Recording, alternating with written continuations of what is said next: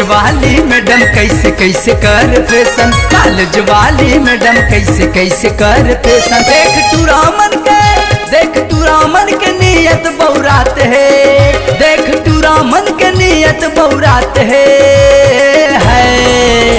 College वाली madam कैसे कैसे कर फैशन, कॉलेज वाली मैडम कैसे कैसे कर फैशन।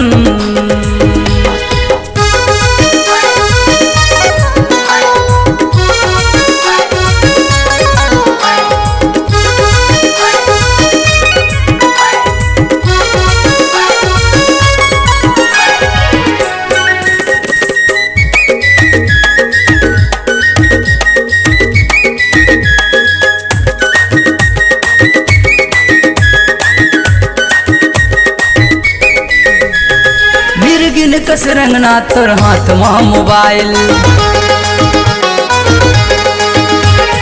मिर्गिन कस रंगना तोर हाथ में मोबाइल।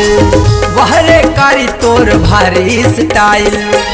देख तू रामन के नियत बहुरात है, देख तू रामन के नियत बहुरात है। कॉलेज वाली मैडम कैसे कैसे कर फैशन, कॉलेज वाली मैडम कैसे कैसे कर फैशन।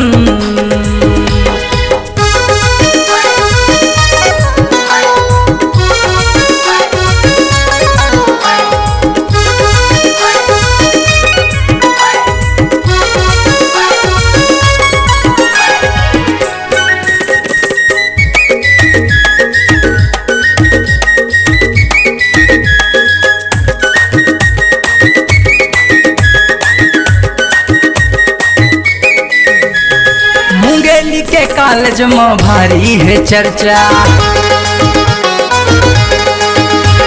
मुंगेली के कॉलेज में भारी है चर्चा। वहरे भूरी तोर भारी है खर्चा। देख तू रामन के नियत बहुरात है, देख तू रामन के नियत बहुरात है। कॉलेज वाली मैडम कैसे कैसे कर फैशन, कॉलेज वाली मैडम कैसे कैसे कर फैशन। देख तू रामन के नियत बहुरात है, देख तू रामन के नियत बहुरात है।